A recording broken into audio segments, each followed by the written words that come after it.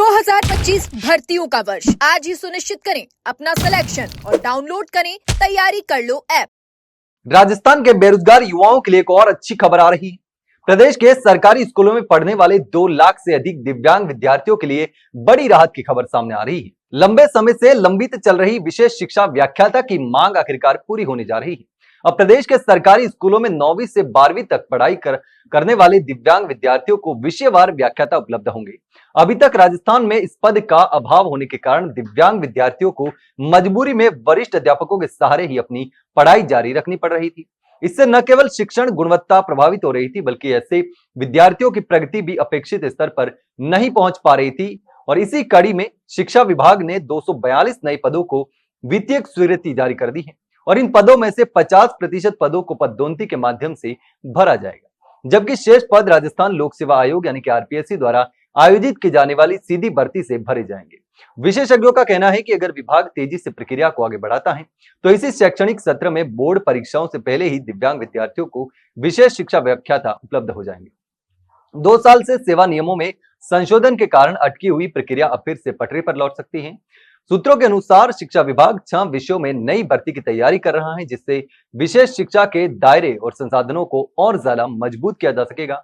और इसी निर्णय से न केवल शिक्षण गुणवत्ता में सुधार होगा, बल्कि स्कूलों में बढ़ते ड्रॉप आउट के आंकड़ों पर भी अंकुश लगाने की उम्मीद जताई जा रही है। विशेषज्ञों के मुताबिक व्याख्याता विशेष शिक्षा की कमी के चलते हर साल करीब 2000 से अधिक दिव्यांग विद्यार्थी उच्च माध्यमिक कक्षाओं की पढ़ाई के लिए दूसरे राज्यों में जाने के लिए मजबूर हो जाते थे।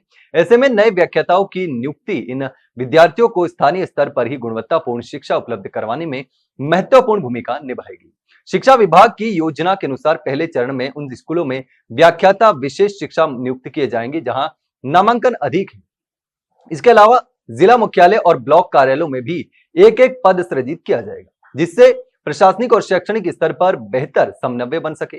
ये कदम दिव्यांग शिक्षा प्रणाली को मजबूत करेगा और विद्यार्थियों को सुविधा संपन्न वातावरण उपलब्ध भी करवाएगा। राज्य में वरिष्ठ अध्यापक और 3rd ग्रेड विशेष शिक्षा भर्ती भी लंबे समय से अटकी हुई है। केवल एक बार वरिष्ठ अध्यापक विशेष शिक्षा की भर्ती हुई है, जबकि दिव्यांग विद्यार्थियों की संख्या, क्रमोन्नत स्कूलों की संख्या और शिक्षा विभाग की नए ब्लॉकों की संख्या लगातार बढ़ रही है। और इसी के बावजूद नई भर्ती प्रक्रिया शुरू न होने से विशेष शिक्षा में डीएड कर चुके युवाओं में निराशा है।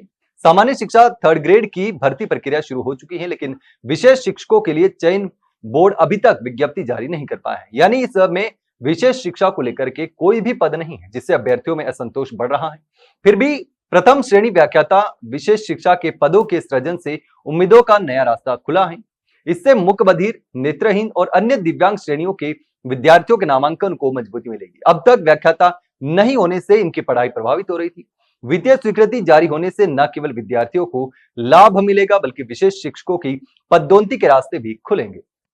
लेकिन इस पूरे मामले पर आपकी क्या राय है? कमेंट सेक्शन में कमेंट करके जरूर बताना। वहीं अगर जानकारी अच्छी लगी हो तो वीडियो को लाइक और शेयर जरूर करें और हाँ, चैनल को सब्सक्राइब करना ना भूलें। फिलहाल के लिए इतना ही, जल्द मिलते हैं एक नई जानकारी के साथ। तब तक के लिए नमस्कार।